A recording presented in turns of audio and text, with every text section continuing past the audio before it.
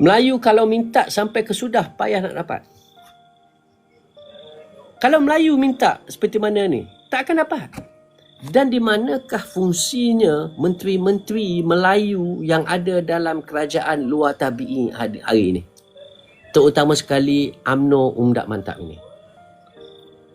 Sebab itu saya kata, orang Melayu semua ditipu oleh UMNO Umdat Mantap. Pada awal dia berkata apa? Oh, kami akan menjadi check and balance kepada DAP.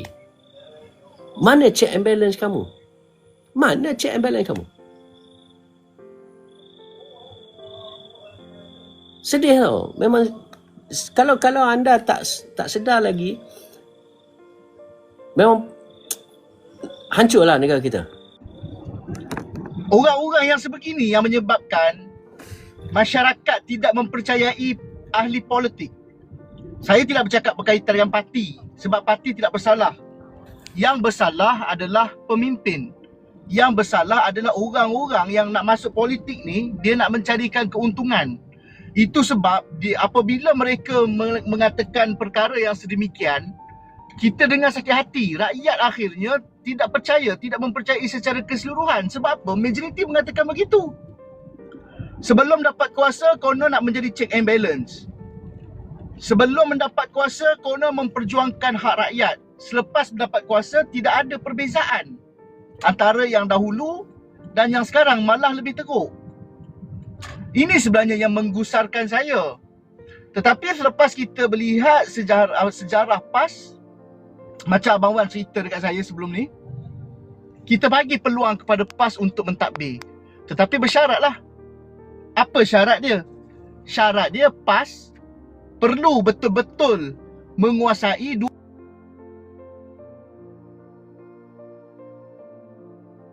kurang-kurangnya 2/3 daripada parlimen supaya tidak ada bergugat.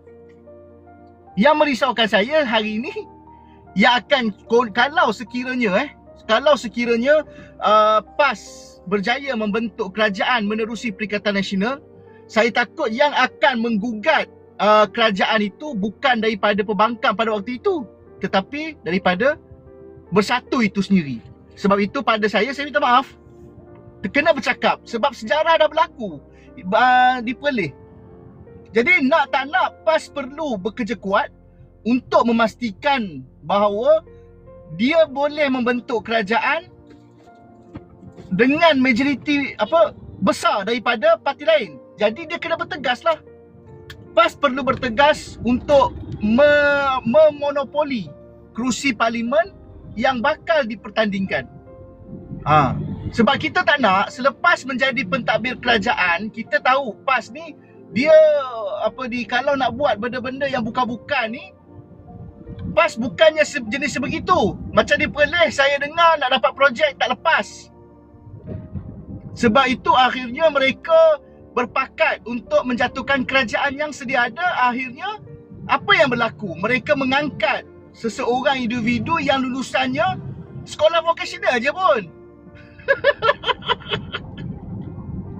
Sekolah vokasional menjadi ketua menjadi menteri besar Perlis sekarang, berbanding pesara guru yang pada saya pendidik yang memang kita tahu dia punya education dia macam mana.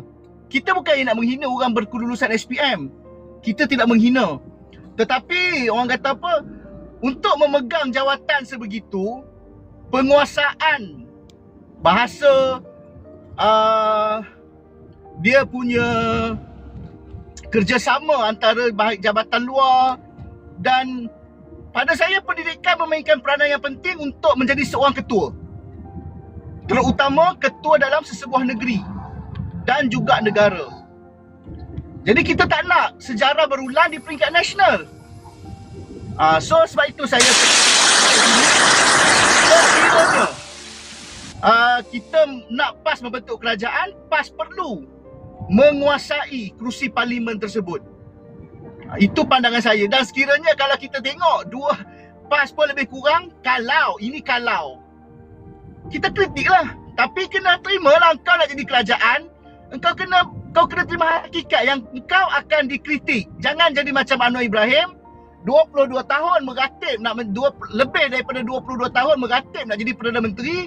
Bila jadi Perdana Menteri, rakyat tak boleh nak terima. Dia naikkan harga minyak, dia pergi marah rakyat. Dia kata rakyat ni bodoh, rakyat ni tak baca, rakyat tak tahu. Dia marah rakyat. Kita tak nak jadi macam tu lah. Tak dapat nak terima hakikat. Nak jadi Perdana Menteri, buat jangan jadi Perdana Menteri. Masa zaman Datuk Seri Najib dulu, apa yang kau tak cakap? Masa zaman Pak Lak, apa yang kau tak cakap? Jadi bila kau dah jadi Perdana Menteri, orang marah, kau marah balik orang. Engkau kata kita ni rakyat cuba nak menjatuhkan, nak menghuru-harakan kestabilan kerajaan. Dan kerajaan kau memang tak stabil. Sewaktu mula-mula ditubuhkan pun tak stabil. Apa nak buat? Kita tak nak jadi macam tu. Nak jadi Perdana Menteri, nak jadi kerajaan, kena bersedia dari segala sudut.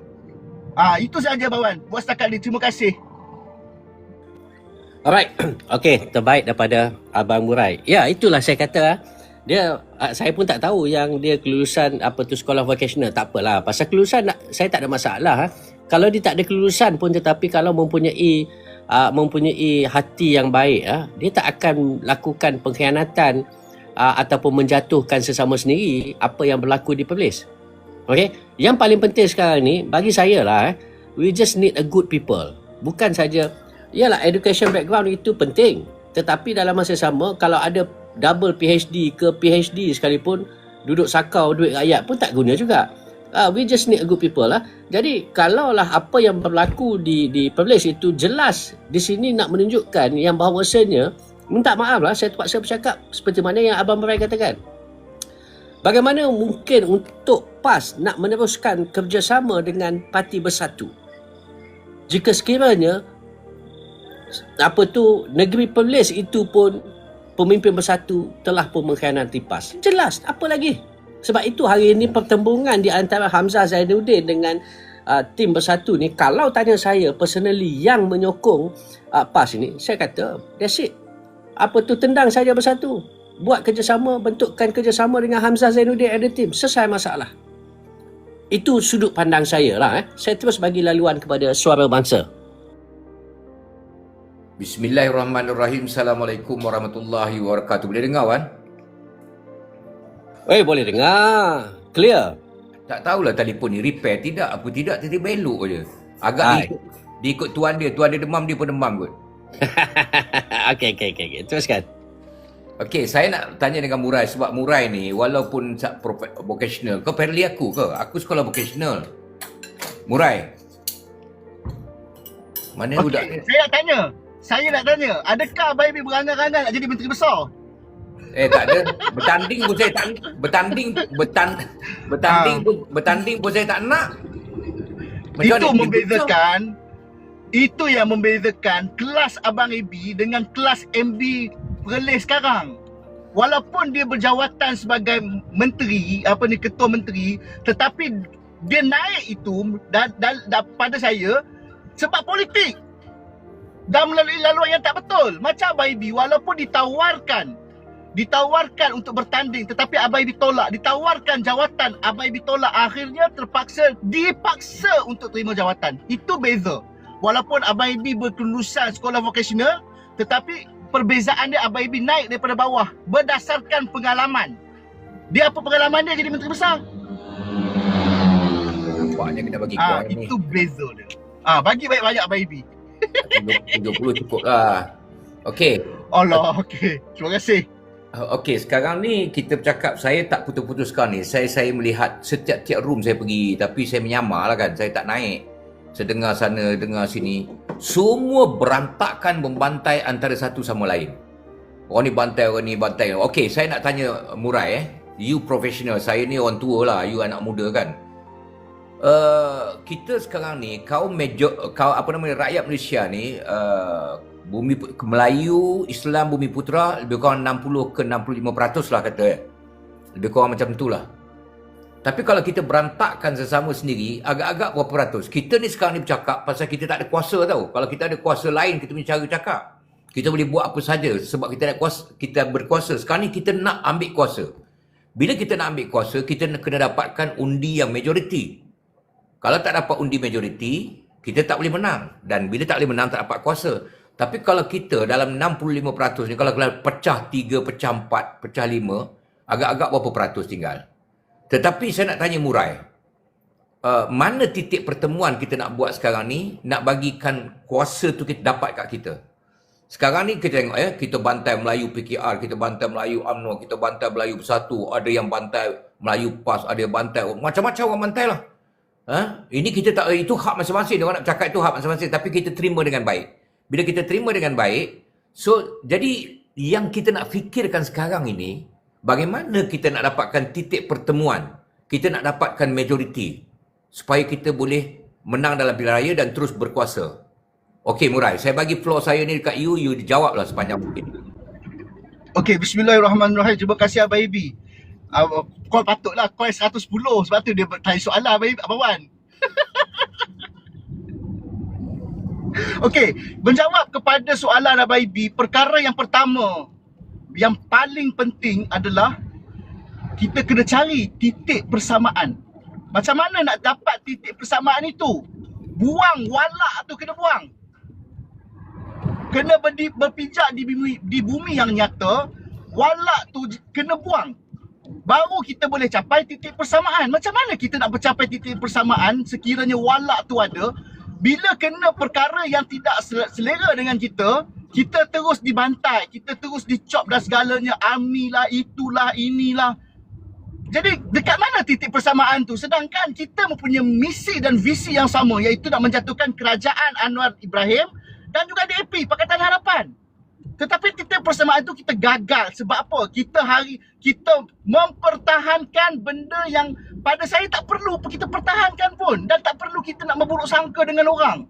Tak perlu kita nak terlalu taksub kepada seseorang konstebel yang kena buang kerja.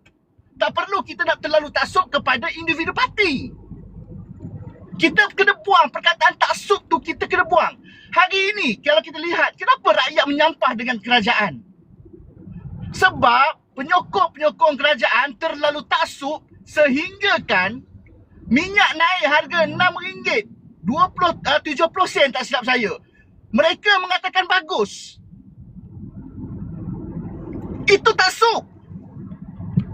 Menyebabkan bila engkau berdebat dengan rakyat, dengan orang biasa, kemudian engkau cop orang biasa ini adalah walaun, orang akan bosan, orang akan marah. Ini yang berjadi di kaset kita juga.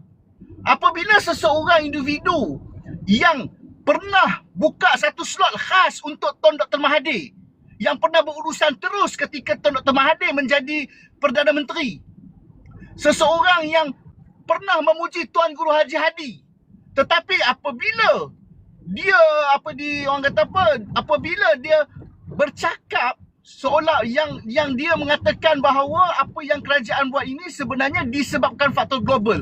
Betul, saya setuju. Saya tidak bersetuju dengan kenyataan dia. Tetapi adakah itu yang membuatkan kita boleh katakan bahawa dia telah dibeli? Tak adil. Sedangkan sama ni kalau kita mendengar setiap apa yang dia cakap, dia seorang yang neutral. Malah dia pergi ke Sumut Flotilla pun menggunakan duit poket dia sendiri. Tetapi disebabkan satu perkara, kita terus cop dia ini adalah penjilat walanon. Rakyat memerhati, rakyat melihat dan rakyat mengatakan engkau terlalu taksub dengan orang yang mengeluarkan satu naratif politik. Akhirnya orang meninggalkan kita. Itu yang kita tak nak. Nak bersatu boleh, buang walak itu, baru kita dapat capai titik persamaan. Itu saja Abang Ibi. Terima kasih. Okay, hari ini kalau kita lihat, ramai rakyat yang tertekan. Okay? Kita boleh cakap macam saya boleh lagi lah, Wan boleh lagi lah, rakan-rakan lain, Murai boleh lagi hidup, tak ada masalah. You bayangkan orang yang gaji 1,000 lebih, yang 2,000, macam mana keadaan kehidupan mereka dengan keadaan hari ini? Okey, kalau kata dalam pilihan raya nanti, leader-leader parti ni, dia nak menang, dia tabur duit. Dia bagi satu pengundi, kalau dulu 150, 200, 300, sekarang dia kata satu pengundi 500. Okey, 500, lepas tu kau ambil beras, ambilkan plekat, ambil apa lagi, gula ke apa ke, ambil lah total semua dalam 1,000 lah. Satu orang dengan cash 500. Macam mana keadaan? Agak-agak. Okey Murai. Ambil bagi. Bagi kita Apa ambil benda itu kau je. apa benda jawapan kau ni ambil bagi. Silap. Kalau dia orang dah bagi, kita ambil. Tetapi kita sendiri merasakan keperitan itu, kita tolaklah, pilih yang baik, yang lebih bagus. Itu semua gula-gula. Cukup. Dah faham dah tu. View dah faham dah. View dah naik 1000 dah faham. Okey. Soalan last. Ini flow saya ya. Saya dengan Murai. Tak apa yang lain-lain tu nak pakai. Okey, no problem. Sekarang ni tolong tunjukkan dekat saya berapa ramai ada pemimpin yang tidak korup. Pemimpin parti saya maksudkan. Pemimpin parti yang terlibat dalam parti. Tak kisah presiden dia ke, timbalan presiden ke, naik-naik presiden ke, yang tak korup yang kita nak ketengahkan. Macam mana? Ada tak? Pada saya, kita melihat kepada dokumen. Pada saya masih lagi ada, especially dalam PAS. Itu je saya boleh cakap. Masih lagi ada, terutama dalam PAS. Ada. Kalau kita nak angkat menjadi pemimpin, salah seorang yang kita belum dengar lagi, orang kata apa, SPRM pergi geledah ke apa ke, ataupun cubaan untuk melakukan itu tapi tidak berjaya daripada PAS. Itu yang saya nampak. Walaupun dia orang kata PAS ini menang dari segi fitnah, tetapi pada saya, kalah disebabkan sabar fitnah terhadap pemimpin PAS itu dari sudut teknikal. Itu sahaja. Jadi pada saya ada kebanyakan daripada PAS. Itu je Abang Ibi. Terima kasih. Okey, terima kasih. Sebenarnya ada 2-3 soalan lagi, tak apa. Kita stop dulu. Kita bagi lalu rakan-rakan yang lain. Sebab saya tak nak kerana saya cakap banyak orang benci kat saya. Okey, Wan. Saya serahkan balik pada Wan. Terima kasih. Alright, okey. Terima kasih kepada Suara Bangsa dan Abang